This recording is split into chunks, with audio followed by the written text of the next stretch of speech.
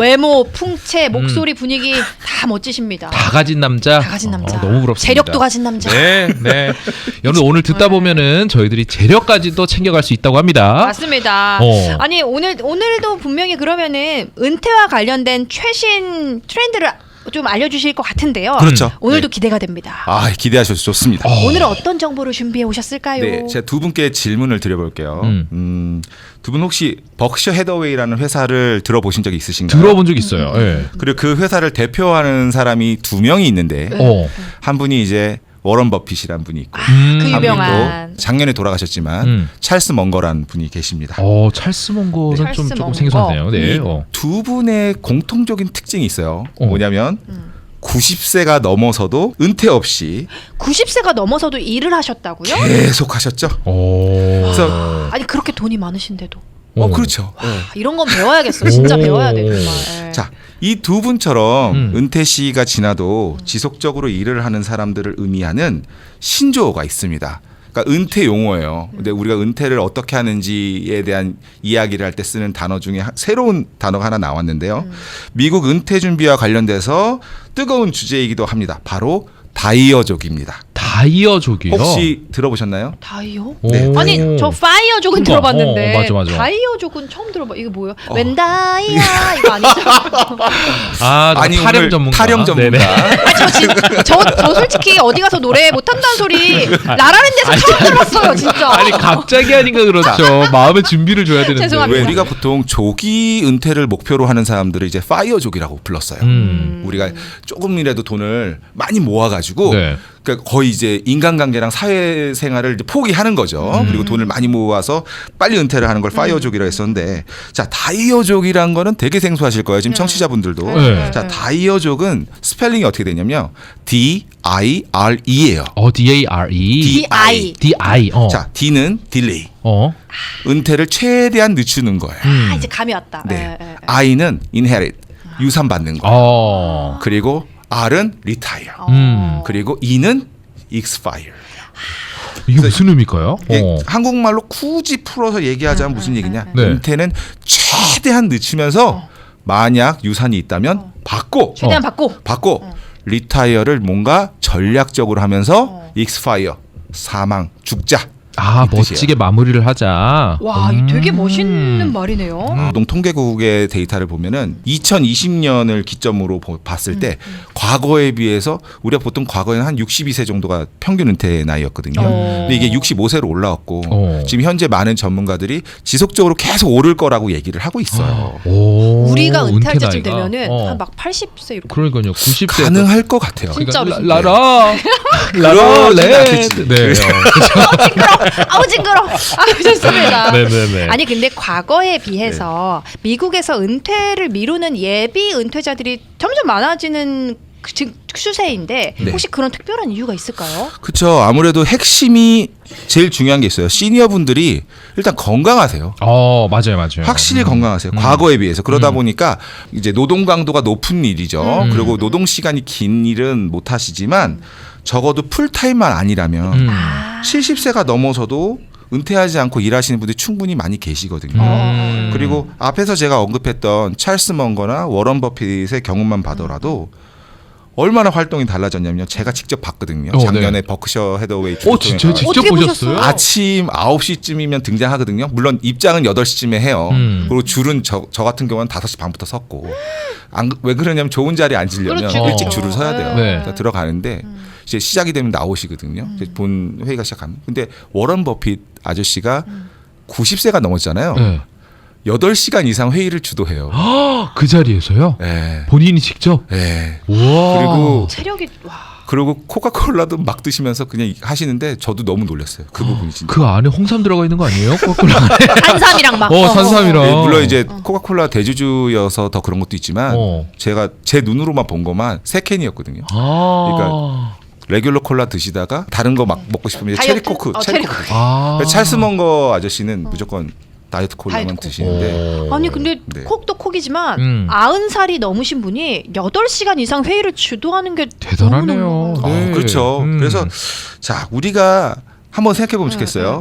이렇듯 우리가 지금 머릿속에 있는 그 시니어에 대한 이미지가 과거와 다르다는 거죠. 왜? 앞으로의 시니어는 더 건강할 거니까요. 그렇죠. 지금보다. 자, 오늘 알려드리는 미국 은퇴와 관련된 신조어죠. 다이어족의 그 D는 어떠한 시점을 연기하다라는 딜레이의 앞자예요.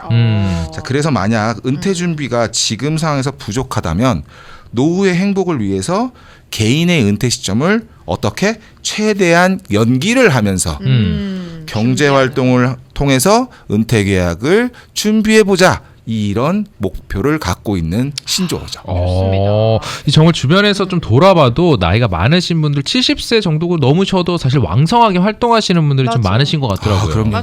그리고 은퇴를 하셨다고 하더라도 일하던 회사로부터 이렇게 펄타임 잡처럼 잠깐씩 또 일을 하시는 분도 계시는 것 같아요. 네, 심지어 제 고객분 중에도 상당히 계세요. 그러니까 예를 들어서 지금은 많은 분들이 그렇지 않지만 과거에는 20년, 30년 정도 일을 하는 분들이 계셨어요.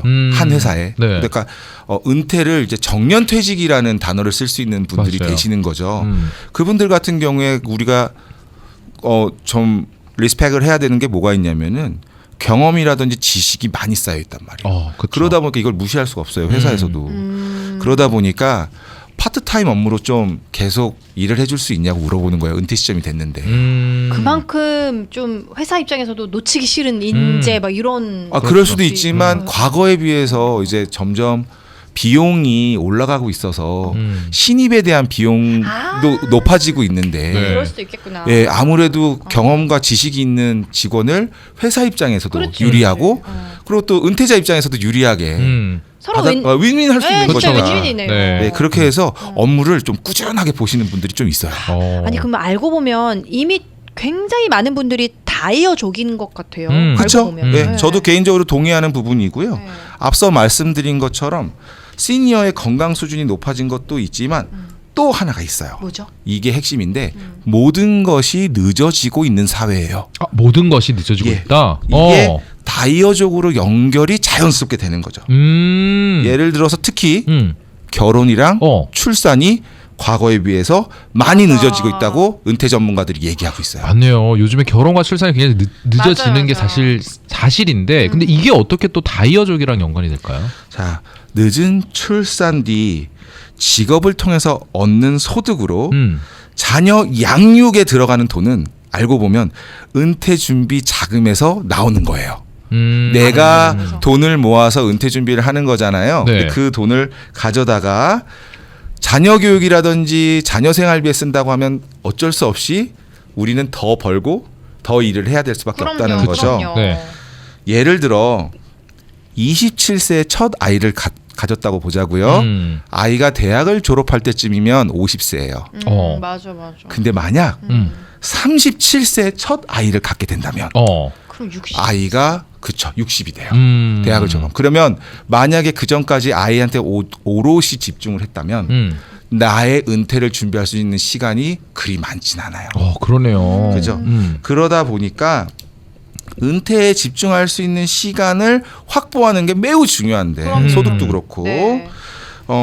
쉽지가 않다는 거죠. 게다가 주택 구입 가격이 예전에 비해서 너무 가파르게 오르고 있어요. 맞아요. 예, 그러다 보니까 소득의 대부분이 뭐에 들어가요? 주택에 들어가요. 맞아.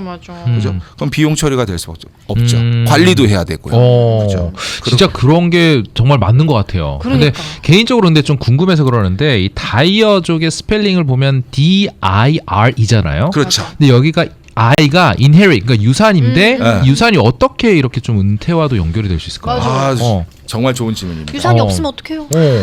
그럼 어쩔 수 없죠. 못 받는 거예요. 있으면, 그러니까 만약에 있으면 받자라는 건데 여기 이 컨셉이 어떻게 시작된 거냐면 우리가 유산은 기본적으로 여러 종류가 있을 수 있어요. 뭐 현금이 될 수도 있고 부동산이 될 수도 있고. 근데 이제 예를 들어서 우리가 방금 이야기를 나눈 주택으로 한번 이야기를 나눠보자고요. 네. 자, 주택 가격이 많이 올랐습니다. 맞아요. 실질적으로 많이 올랐습니다. 그런데 우리를 더 힘들게 하는 게 뭐죠? 주택 융자금도 이자가 오르니까 올랐어요. 너무 비싸요 요즘에. 그죠. 그러다 보니까 지극히 평범한 분들이라면 나이를 떠나서 주택 구입하기가 쉽지가 않아요. 그럼요. 어렵죠. 그래서 만약 부모님이 주택을 소유하고 있다면 부모님이 돌아가시고 그 주택을 유산으로 물려받자. 즉 주택을 구입하지 않고 최대한 시간을 끌다가 부모님의 주택을 들어간다. 라는 컨셉인 거예요. 그런 컨셉으로. 네네네. 그러니까 그걸 받아서 팔자가 아니에요. 그리고 게다가 은퇴 후에 받은 소셜 시큐리티 연금 가치가 생각보다 물가에 비해 많이 낮다는 거예요. 그 이슈 때문이라도 집을 소유하고 있어서 렌트비가 나가지 않는다고 하더라도 소셜 연금만으로는 쌀 사고 반찬 사고 여행 못 가요. 그럼요. 예. 그죠? 비현실적이에요. 그러다 보니까 차라리 주택을 유산으로 받을 수 있다면 더 많은 은퇴 후 생활비를 준비해보자 라는 컨셉인 거죠. 아니 근데 확실히 진짜 세상이 좀 많이 변했다고 느끼는 게 네. 요즘 자녀분들이 결혼을 하지 않고 그러니까 결혼 안 했으면 부모님 집에 거주하는 분이 되게 많더라고요. 맞아요. 그렇죠. 옛날에는 막 이랬으면은 뭐라고 좀 캥거루족이라고 하죠. 맞아요. 네네네. 캥거루족이라고 해요. 과거에 캥거루족이라고 하면은 이미지 자체가 성인 자녀가 그러니까 무책임한 약간 좀 뭔가 그런 이미지였는데 맞아요. 능력 없고 막. 네, 지금은 조금 달라졌다는 거예요. 자녀분들이 직업도 있고 경제 활동도 왕성하게 하는데 이제 싱글 자녀인 거죠. 성인 싱글 자녀. 이제 렌트비의 부담을 느끼다 보니까 이제 부모님과 같이 거주를 하는 거예요. 맞아요. 이런 경우가 매우 증가하고 있다는 거죠. 그만큼 사회가 예전하고 경제적인 부분이든 문화적인 부분이든 많이 바뀌고 있다는 거예요. 요즘에 보면 집값도 사실 너무 비싸고 비싸요. 렌트비도 너무 많이 오르니까 이런 또 사회적인 현상이 발생하지 않을까 또 생각이 듭니다. 그러다 보니까 또 은퇴 시기도 점차적으로 좀 늦어지는 게 아닐까요? 맞아요. 네. 전혀 틀린 얘기가 아니에요. 가장 중요한 것은요. 다이어족의 세 번째 R이에요. R. 그게 뭐냐면 리타이어거든요. 근데 리타이어인데 어떤 리타이어냐? 단순하게 그냥 열심히 준비해보자, 많이 벌어보자 이게 네. 아니라 뭔가 전략적으로 준비를 해야 된다는 거예요. 적어도 은퇴를. 은퇴를. 아니 그러니까 이제는 누구든지 그럼 다이어족이 아니어도 은퇴 준비를 가능한 늦추면서 일하는 것이 아니라 네. 전략적으로 이거를 대비하고 준비를 해야 된다고요? 네, 그렇죠. 왜 그럴까요? 왜냐면은 적어도 이제 금융 정보를 이해하고 업고가 너무나 중요하고 다른 결과를 낼 수 있기 때문이에요. 그들의 은퇴 후 생활을. 예를 들어서 자산의 역사를 돌아보면 금이 가장 투자에서 수익이 높을 때가 있었어요. 부동산도 마찬가지였죠. 거기다 주식이나 코인은 뭐 말할 것도 없죠. 근데 한번 돌아볼까요? 언제나 1등이 있나요? 없었던 것 같아요. 없어요. 그래서 시대의 흐름에 따라서 내가 본인이 우리가 동참하는 게 매우 중요해요. 자, 지금 금리가 높다는 것이 바로 포인트입니다. 그럼 적어도 금리가 높다면 뭘 알아봐야 되냐? 생활비를 보장해주는 연금을 꼭 주목해야 되는 시점 정도가 된다고 볼 수 있어요. 그렇죠. 아니 그러니까 금리가 높다면 생활비를 보장하는 연금을 준비하기에 오히려 뭐 좋은 시기다. 너무 좋아요. 왜 그럴까요? 우리는 언제나 선택을 하면서 살죠. 그리고 각자 선택 기준이 있습니다. 변치 않는 진리와 같은 기준인 거죠. 항상 인생은 선택이죠. 그렇죠. 네, A와 B 사이에 C라는 말이 있습니다. 맞아요. 네, 자, 예를 들어서 마켓을 가면 우리는 어떤 기준으로 구입을 할까요? 마켓에 가면? 자, 필요한 품목이 있다면 그 품목이 세일하는지 안 하는지부터 보겠죠. 그렇죠. 그죠? 네. 그리고 그 세일하는 품목이 내가 필요한 품목이라면 우리는 묻지도 따지지도 않고 구매하죠. 바로 구입을 할 것입니다. 그럼요. 맞습니다. 뭐 저 같은 경우에도 이 마켓 가면 세일 안 하면 사실 잘 안 사거든요. 맞아. 그렇죠. 똑같아요. 자, 왜냐하면 우리는 본인에게 유리하지 않다고 느끼기 때문에 선택을 하지 않는 거거든요. 자, 우리가 자산을 증식한다고 할 때 가장 중요한 기준이 바로 금리예요.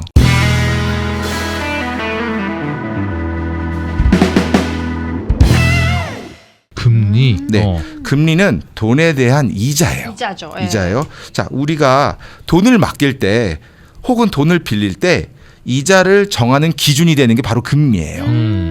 그럼 금리가 낮아지면 우리가 만약 돈을 빌려온다라고 하면 이자가 낮아지는 그렇죠. 거예요. 그럼 만약에 우리가 남들에게 돈을 빌려올 때 이자가 낮다고 생각한다면 그때는 무엇이냐라는 거예요. 바로 뭔가를 살 때인 거예요. 그렇죠. 그죠? 빌려와서 사야 한다면 금리가 낮을 때를 잡아야 돼요. 그럼 반대로 금리가 높으면 남에게 빌려오는 돈의 이자가 높겠죠. 바로 그거예요. 그렇죠. 그렇습니다. 그러니까 금리가 높으면 남에게 빌려오는 돈이 이자가 높기 때문에 우리가 빌려오기보다는 어떻게 해야 돼요? 맡겨야 돼요. 가능한 지금, 맡겨서. 예, 맡겨야 돼요. 그리고 이자 수익을 확보해야 돼요. 음. 그래서 연금과 같은 상품을 통해서 돈을 맡기면요. 은행의 적금이나 CD보다 높은 수익은 무조건 확보돼요. 와, 그럼 예를 들어서 지금 금리는 되게 높은 편이니까 생활비를 주는 연금 같은 경우는 더 많은 생활비를 더 보장해 주지 않을까 싶어요. 매우 정확해요. 오. 딱 그게 포인트거든요. 과거랑 비교해 봤을 때요. 어느 정도까지 차이가 나냐면요. 똑같은 금액을 납입하고 똑같이 금액을 거치해서 기다렸다 하더라도요. 월 생활비가 2배 이상 차이 나요, 지금. 2배요? 네. 똑같이 했는데. 똑같이 했는데.